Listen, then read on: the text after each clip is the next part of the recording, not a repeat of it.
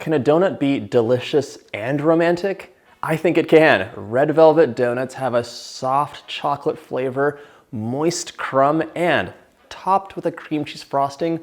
Oh my gosh, they are to die for. Hey, you're watching Preppy Kitchen, where I, John Cannell, teach you how to make delicious homemade dishes to share with your family and friends.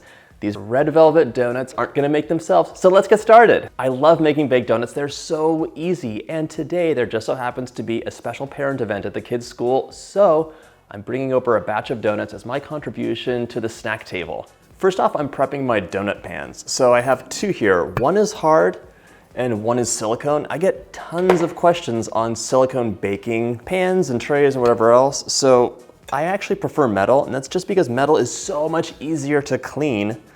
And I also feel like the silicone just kind of gets a little slippery and things behave differently in silicone, and I don't think recipes are made for silicone in general. So it'll be fun to compare how the two match up. I'm brushing mine with a little butter and I'm gonna flour them, but you could, rub butter in if you want to. I thought this might just be a bit easier for me.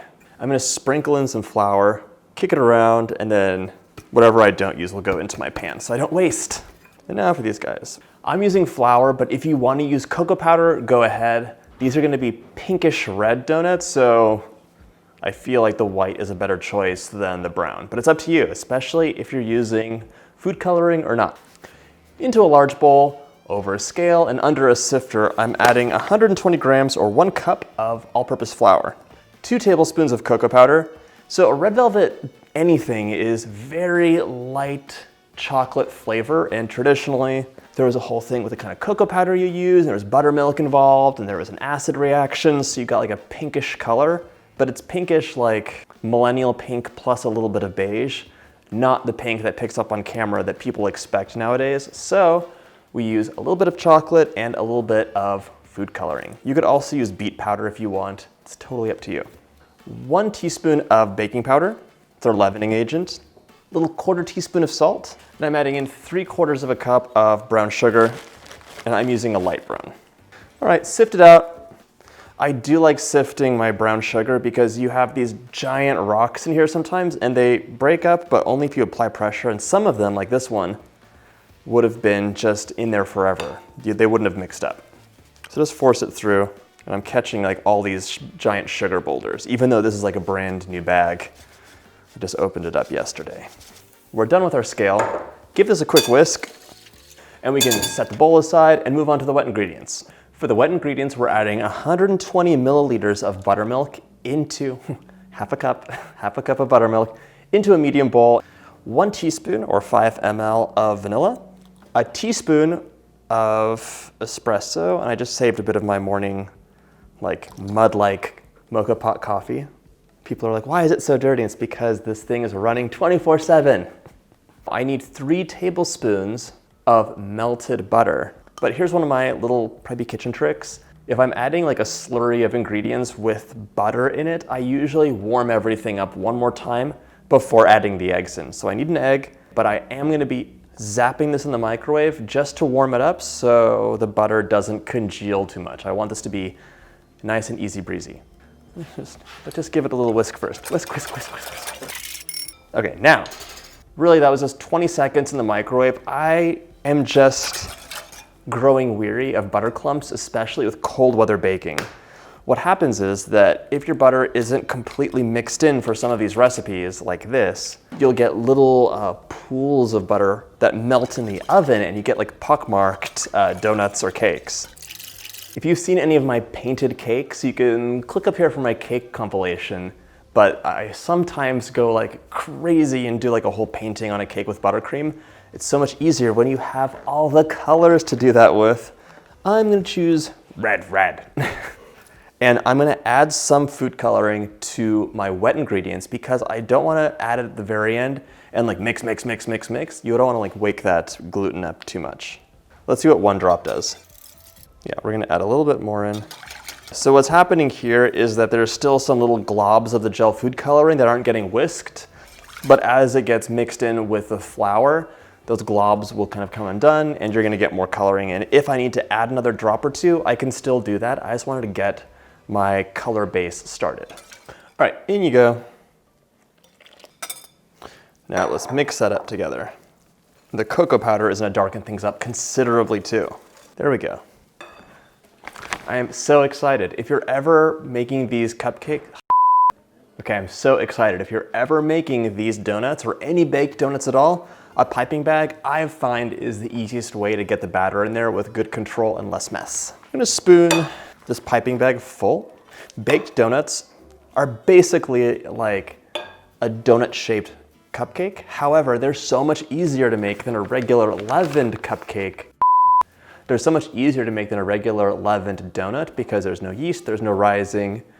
All that stuff is out the window. You're just making a batter and putting it into the form. All right, I'm reserving a little bit of batter for something else that I'll tell you about in a minute. Snip the tip off of your piping bag. So you want to pipe these about 2/3 of the way full, and it's kind of easier to do this if you make a couple passes. Like, don't try and fill them up the full way right away. Just get some coverage in there. If you overfill them, it's okay. They're just gonna kind of like muffin top on out of there. Those are all filled up nicely. Now, I have just a little batter left for this other one. If you want to make more donuts, just like double or triple or quadruple the recipe. It's very easy to scale. All right, well, that's good for that. So here's the deal. I reserved a little bit of batter because the red velvet donut should be like red. If you want to like have a typical like, you know, pretty look to it. However, I don't want to taste a lot of food coloring, so I really didn't add that much to the donuts themselves. What I will do is make one cupcake that I add a lot of food coloring to, and that's gonna be for my crumble on top. Wait, that was the wrong color.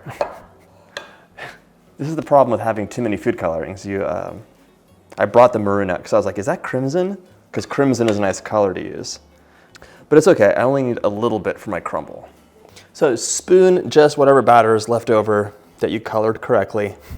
Pop these into the oven at 350 for about 8 to 10 minutes or until they are set. They bake up really fast because there's so much surface area.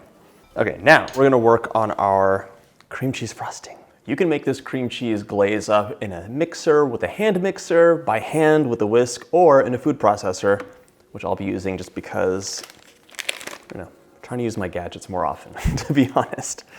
So that's 3 ounces of cream cheese at room temperature, 3 tablespoons of butter at room temperature, a teaspoon of vanilla.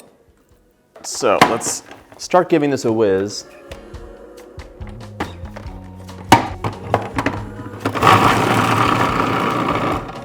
I have a 1/4 cup of milk right now. I'm gonna add it in a little bit at a time. Now I can start adding the sugar in.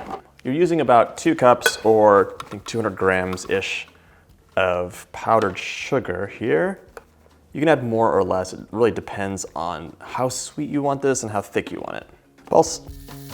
Take a look at the consistency. It has to be like a nice dipping consistency. This is perfectly thick, so I'm gonna add in just a bit of milk. That's good. Here you can see the frosting is a bit looser and it's just falling off of the spatula, which is what I want.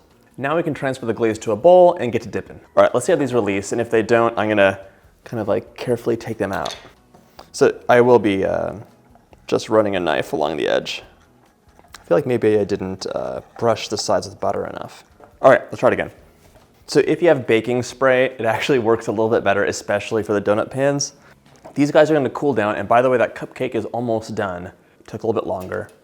My one cupcake that's deep red is out of the oven, and that did mix the wrong color in there a little bit, but I think it's fine. I'm just gonna grate it, and you don't have to, you could crumble it in your fingers, but grating it's a good way to get some uniform crumbs there too.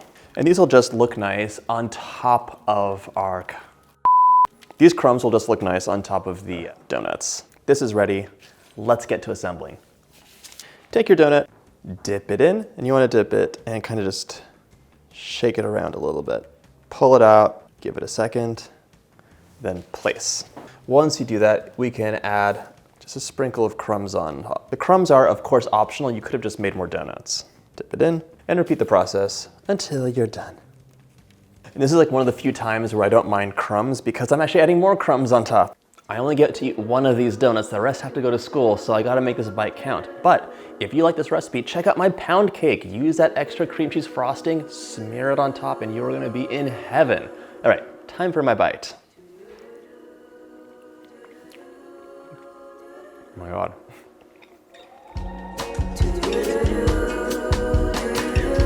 If you like my videos, hit that like button and subscribe, and I'll see you in the next video.